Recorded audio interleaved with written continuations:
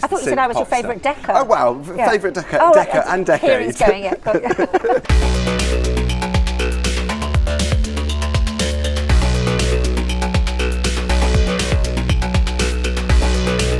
Now, I don't normally need an excuse to talk 80s, but today I'm going to be talking 80s quite a lot, which is great because I love the 80s, my favourite decade. Carol Decker is here. Hey, how you doing, Phil? I'm good. It's really good to see you. Thank you. Yeah. What a fabulous setting too, overlooking London. Good old London town. Yeah. Aren't we lucky? It's fab. Exactly. Yeah. Now, this is a very exciting time for you because this year, and I can't quite believe it, I feel exhausted just thinking about it because I remember being at your show in Cornwall at the Coliseum back in '87, yes. 30 years ago, because you're celebrating your big anniversary. We are. So China in Your Hand went to #1 for 5 weeks across all of November and the first week of December. I think I've got that right. So we decided to chuck a few shows on and just call them 30 years at #1. And we started in Shrewsbury, obviously, because that's where me and Ronnie Rogers, who was my boyfriend at the time, we wrote all the songs and we lived there. So we thought we should start there, and we did. And then we've gone to Brighton Concord, Islington Assembly Hall.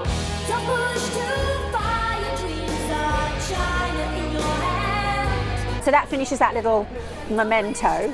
And then I kick off with loads of Christmas shows. You've got so much happening in the next year, it's crazy. Yeah. But what a great time to be doing it, because it's just before Christmas, so you feel it feels quite poignant, doesn't it, already? But now you've got the 30th anniversary thing to think of as well. Yeah, well, we thought we were going to be, I remember back at the time, we thought we were going to be the Christmas #1, because we'd been there for so long. It was all getting a bit, you know.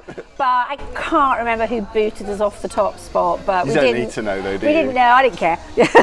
we just thought it would have been so nice to get the Christmas #1. That's quite a thing, but that would have been 8 weeks at #1, wouldn't it? The thing about China in Your Hand, I've sung it, I do it with my guitarist regularly, just with him on acoustic guitar, or just my piano player, and I've also done it with the BBC Concert Orchestra, so it works on with all the pizzicato strings on proper violins. And it's really dramatic. It is, yeah. I would imagine it's a really difficult song to sing. When you you made it, were you aware that you'd have to hold those notes? Because no, because when I wrote it, I was 25. I didn't realise when I was 60, I'd be going, you know, but still getting away with it, so I'm told, still singing all right, but it requires a little more effort, yeah. So when you perform it now, do you have to sing it slightly differently, or? No, I'm determined to hold fast. What and a trooper. If the day comes when I can't sing that song, I won't sing anymore, because it's all about the voice, it's all about the vocal, and the story, but it's all about the notes. So it's not like some songs you can get away with a bit of a woo and a here and a horror, or do it Robbie Williams and get the audience to sing most of it. You know? Does it feel good looking back? Because you're celebrating the 30th anniversary of that song getting to #1. When you look back at the success you had in the 80s, and you're still recording now, which is great to see. Yeah. Do you feel nostalgic? Do you feel great, or does it?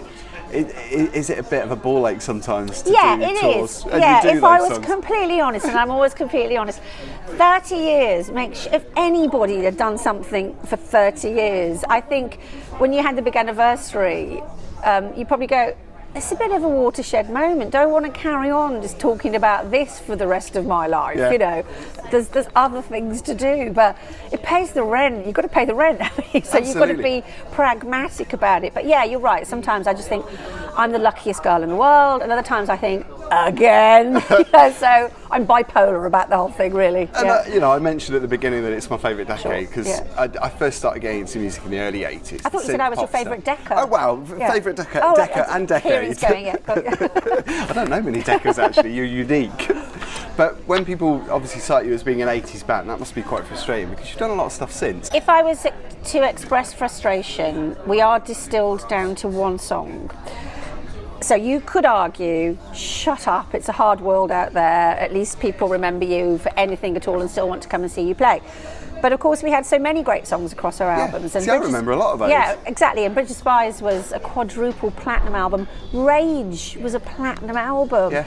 But it is a long time ago, and I have to, of course, admit we haven't had chart success in a long time. What we have is our core fan following who love our stuff and buy our records, but it doesn't get you, well, there isn't a Top of the Pops anymore, but it doesn't get you that kind of notoriety anymore. It's very different, isn't it? So the greater the greater, wider world, just remember the big old bad old days. I do understand that, because I'm the same. When somebody says, oh, I saw blah blah last night, I go, I thought they were dead. So I completely get it. I get all sides, I get fed up with it, and I completely get it as well, you know.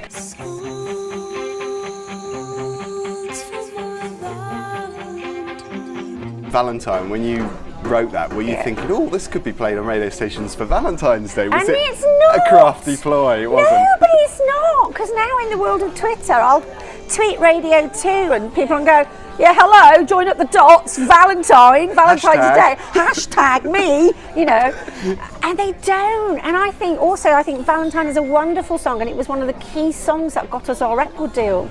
It was one of the big melodies that finally Virgin Records said, yeah, heart and soul, Valentine, I will be with you, monkey hat. Valentine was a big one. So shouldn't forget sex talk, nudge nudge. It would be my, here it is, Merry Christmas, but for Valentine's Day, and it's not, you know. What was the biggest thrill when you look back at the success in the 80s compared to now?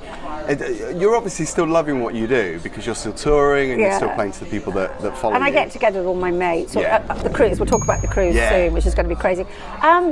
Oh, there's so many moments. First of all, just having a hit record. So when Heart and Soul finally made it into the charts, and it went to number 4 in the American charts, astonishing. My first Top of the Pops. It was the programme, wasn't it? Yeah. And I really miss that one focal point that we all had. It wasn't really tiny though. I've heard artists doing it and thinking it's a big nightclub, but when you get there, it's like a tiny room where they shuffle you around. No, there were 3 or 4 big stages that it looked big to me. And the cameras in those days were they were like the Daleks at the bottom, and giant dollies and cranes and stuff like that. And then the album went to number 1. Unbelievable. It did blow up, didn't it? Yeah, it all blew up, and you're holding on to a comet by the tail, you know, and trying to hold on for dear life. And everybody, it's called simultaneous worldwide release, which means they put your album out at the same time all over the world, and if you have hits, you've got to be in 5 places at once. Well, of course, MTV helped with that, because your video could be played and get your popularity up. But we would fly in from America, do Top of the Pops, race to Heathrow, jump on a private plane, and go straight to Munich to do the German equivalent of Top of the Pops, and then Italy, and then so it was amazing, and we were young and we were loving it. Exciting times. It was, yeah. In some respects, was it easier to produce music back in the 80s? Because I think you had a lot more support, even though you've got the technology on your side now. Yeah. So you can be in a different country thanks to, like you say, videos did that, I suppose, in the 80s, but now you can record more stuff with technology. You can make an album in your bedroom. Yeah. It's not as exciting as going to, Wisconsin, just outside. We were outside Chicago for our first album. It was much more exciting to pop into Chicago for a pint than be in your end bedroom making a record. But technology's brought everything down in price, and things like everything's a double-edged sword. I remember when the Jupiter 8 keyboard came out, it had the most amazing strings sounds you'd ever heard. They were so authentic. It started putting classical musicians out of work. Who's going to hire an orchestra when I can do this and there's an orchestra? Sure. So there's it's a sort of Damocles, all the technology, isn't it? Yeah. And it is all kind of all a bit in your spare room. Yeah. I like to be in a proper studio with musicians. That's the way I like to do it. You need to get out, have a life. I'm a bit old-fashioned. I am. Yeah. Not be kind of know, tucked away in some dark, dingy studio. No. Mind you, Twitter's great, and I've seen you on Twitter. Twitter is great for that. You can connect with people, although a lot of it is quite nasty too. No, and that nasty person can then suddenly be in your lounge with you, and you go, oh dear, Yeah, it's a bit one-on-one. I know, it's scary. Yeah. So 5 albums in 30 years. It's not a lot, really, is it? No, it isn't really. No, it isn't. And I guess from a fan's perspective, they would want you to do more. Do you wish you'd done more? Yes, I do, and I think it's disappointing and remiss of me. And the only explanation I can offer, which I cover in the book Heart and Soul, is I did go through some down times when me and Ronnie broke up. It was hard. I didn't know what to do with myself. Sort of my career had gone down the toilet. My relationship, which I treasured, went down the toilet. My dad died. Lots of things happened at once, and I think I was quite depressed for quite a few years. And I didn't do much at all until about '97. I met a guy called Will Ashurst, who now he looks after some loser called Ed Sheeran. I've never heard of him. I've never heard Apparently of him he's ginger as well, but he'll never become maybe successful. He'll get somewhere, I don't know. So Will looks after him now, but Will started managing me. He introduced me to one of his best friends, Richard. Richard is now my husband.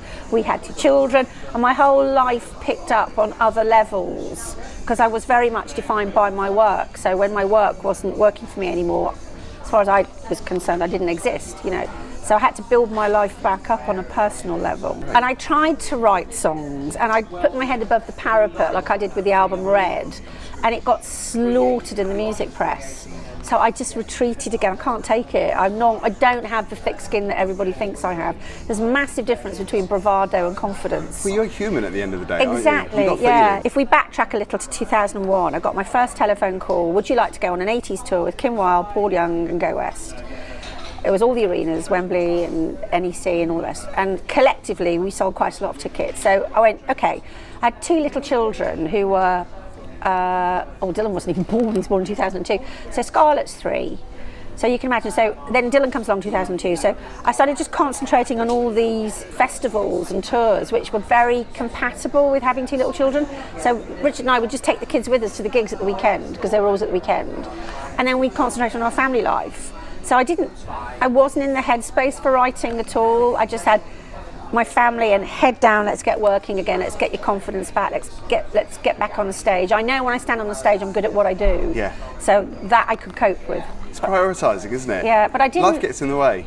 Life gets in the way, and like most writers, I'd always rather go and plump the cushions than actually sit down and do anything. I'll distract all the time, you know. You mentioned the cruise. We have to talk about this. Sounds like such an amazing hoot. I mean, because you've got the brilliant artists, you've also got films that are from the 80s being shown. Yeah. You're performing. Yeah, and there's me, and we had a little list, didn't we? We've got, I'll read this out to you guys, because I've got to do my stuff properly. We have Tony Hadley, ABC, Kim Wilde, Belinda Carlisle, Go West, Pow. It's the heavyweights, isn't it? Paul Young, Cutting Crew, and Sarah Cox, who's fantastic. I love her. I do a lot of work with Sarah on her Nothing But the 80s Roadshow. I love that. Which is fantastic. And I love that she's championing the 80s as well. She is. The best 80s music. No, she is. And so we go from Southampton on the 6th of May, and we come back to Portugal on the 13th of May. And it's a week-long cruise. It is, and like you said, they've got 80s-themed events, parties, showing all the great movies, and a giant outdoor cinema screen on deck. So I love it. I hope The Breakfast Club's going to be one of those movies. Oh, my all-time favourite. Yeah, and Ghostbusters. I mean, you can name so many. Working Girl. Yeah. I love Working Girl. That's when I first saw Working Girl. Had I been to New York by then? Can't remember what year it was, but that to me is New York, you know, and Wall Street. All those, everything was in Manhattan. Everything was in Manhattan, wasn't it? You know, I loved it. There are other things happening. The Christmas show. I went to Kim Wilde's Christmas show. I think it was 3 years ago, I think it was Elephant and Castle, the club there, and it was just so amazing because she played all the classic stuff. It sounded like Kim Wilde back in the 80s again. It was. They worked very hard to program all the 80s sounds, and they're very specific keyboards that we all use and sounds that we all use. And I know that Ricky, her brother, and the keyboard player Steve Power, they worked very hard to make all those sounds very authentic. It did feel really authentic. Altered Images was supporting. It was my dream gig. But you're going to be playing the next one in Manchester. With Toya. With Toya? Yeah. Toya does a little set, I do a little set, and then Lawnmower Death. I know, Kids had this festival moment, because they did Kids in America, didn't they, in thrash metal. I love also how Kim was captured on the tube. Or was it the train?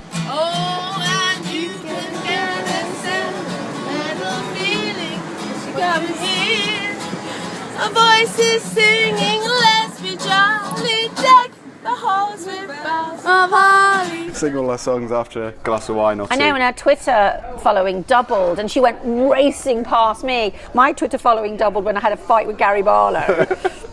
And Kim was really jealous. She was going, you've got so many Twitter followers. So all she had to do was get pissed on the tube, and her Twitter followers went up there. It's really funny. We are good friends. I'm immensely proud of all of us because, as you say, we prevail. And some people knock it and sort of say, oh, you're just peddling the past all the time. But we wouldn't be able to do it if people didn't want to hear it. Exactly, there's an audience. Yeah, and there's a lot of people out there. These things are just selling out. And if the demand wasn't there, we wouldn't be there, would we? So, no, exactly. Another album, 6th album on the cards? We're going into the studio after Christmas. Fantastic. Yes. That's going to please a lot of people. Yes, it is. So, how is it going to sound? Do you know what the production is going to be like? Or well, my keyboard player, he's from Norway, and he had hit records when he was younger out there, and he's got that kind of Scandinavian pop. I love that sensibility, which is great. And so he keeps going, I need to make it sound contemporary. That's a terrible Norwegian accent. I'm going, all right, Carsten. Because Ronnie and I will write the way we write. We like well-structured songs. Please don't bore us. Get to the chorus. All that, you know. So but equally, you've got the songs that tug on the heartstrings, which sounds like the perfect arrangement. And I always for like to tell a story and make it could be an observational story, something I've heard, something I've read. So Carson can join in the production and make it sound contemporary. So, I love it. Yeah, but we probably will revisit some of those authentic 80s keyboard sounds because they're fantastic. Yeah. They've never been topped, really. Thank God for that. I know. Yeah. Listen, Carol, it's great to see you today. I wish you all the best with everything. And there are so many great events happening. Yeah. Cruises and 80s parties and albums coming. Yeah. God, you need to lie down, I think. I do. I need to lie down. I've had a nice glass of wine. I'm going to have a lie down in my car on the way home.